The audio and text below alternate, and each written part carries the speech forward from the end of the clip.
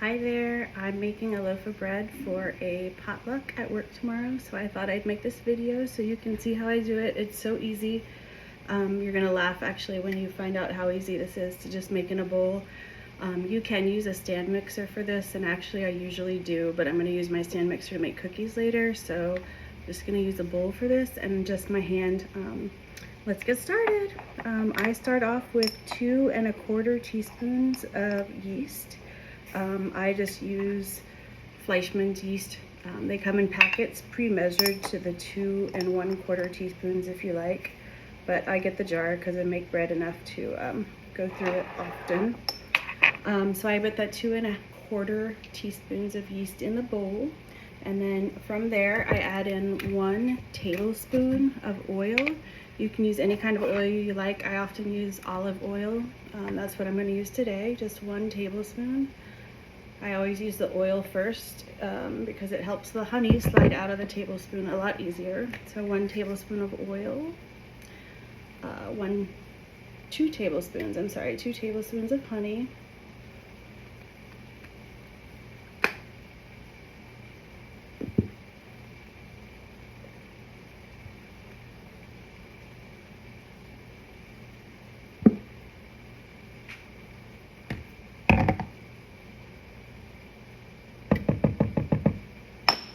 and then from there I go ahead and add my water.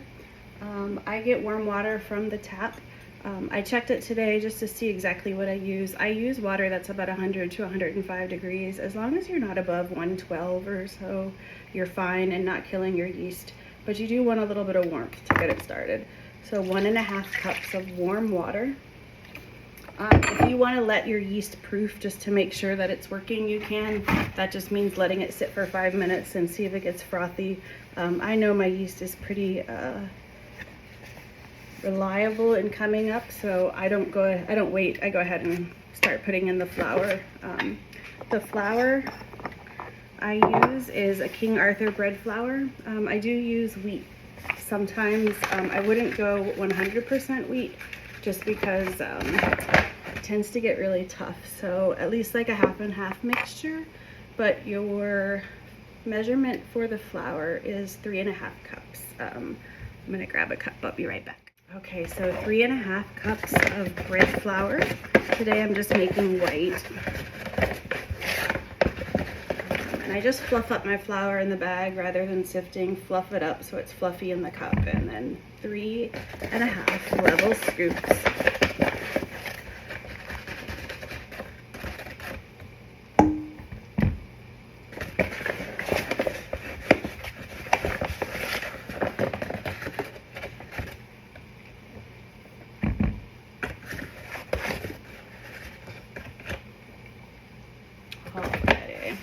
And from here, we'll talk about the salt. I do not think this is necessary for the recipe. The yeast is what does the work. I do flavor mine with a little bit of salt, but it is just 1 teaspoon, and I use just a kosher salt level. You can half this, and I do think you can omit this with no problem. All right, from here you can use your hand. You can use a stand mixer, or you can use a spoon. I just go ahead and use my hand, mix it up into a dough. I have preheated my oven to just 100 degrees and then turned it off, so I have a warm space for this to rise. I'm going to mix this dough together until it forms kind of a clump. It might be a little bit loose, and that's totally fine. I'm going to find a kitchen towel and just cover it up and put it in my warm oven. If you have a spot in your kitchen that's warm, that's totally fine. You can use too. My kitchen tends to be a little bit colder.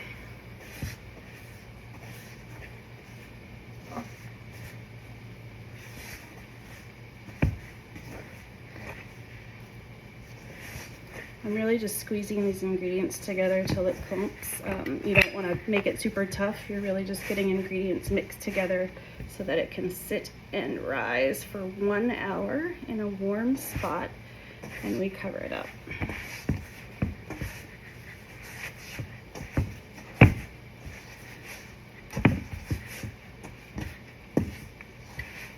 All right, so super quickly, this is what I have. I am just gonna leave it just like this in the bottom of the bowl, cover it with a dish towel, and put it in that oven. I'll be back in 1 hour. Okay, it's been 1 hour. I just pulled this out of the oven. I'm gonna uncover it and show it to you. It has grown, it has doubled in size for me. I'm just gonna go ahead and swirl it around the bowl, kind of punch it back to a smaller shape. Just right here in the bowl, you don't have to do a bunch of kneading. Just roll it back into a small ball. And then I'm gonna cover it again. We're gonna put it back in the oven. We're gonna do a second rise. This one is 45 minutes. I'll be back in 45. Okay, I'm back after 45 minutes. I have just taken this out of the oven. It was covered up. My oven was still warm. It has risen again. This is the end of the second rise. We are gonna go ahead and punch it all the way back into a ball one last time. And this is the time I'm going to go ahead and preheat my oven to 400 degrees. It might seem like a long time to preheat, but I find that the oven just does well if it's actually hot and actually at really a 400 degree. So I have turned on my oven already. I'm going to go ahead and spray my loaf pan. That's the shape I'm going to make. Spray this pan really well.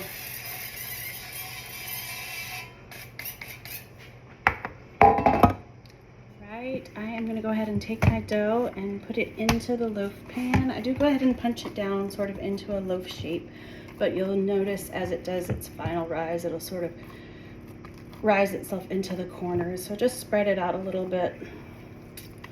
This is what I do. I'm going to cover it back up, put it back in a warm place for 30 minutes. That warm place will not be my oven anymore because I'm preheating it, but somewhere warm, and let it do its final rise just for 30 minutes. All right, it has been 30 minutes, and here is my loaf. You can see it has risen up almost to the top of the pan. It is going to get a little bit bigger in the oven, so you want to have a little bit room to rise when you put it in. We're going to put this in the oven for 20 to 22 minutes. Your oven might vary just a little bit, or the level of brownness might vary a little bit, so you pick what you like. Mine is usually about 22 minutes. All right, here we go, loaf of bread. My bread took actually 25 minutes to cook this time, and I am using just a tablespoon of unsalted butter to rub on the top. This just helps keep the top moist so it doesn't get super crunchy and hard to cut as the week goes on. So try this loaf first. Let me know what you think, if the directions are easy. I also have another recipe that is a really great one for soft, squishy sandwich bread if you'd like to do that, and you can take the salt out of that one too. Good luck, I hope it works.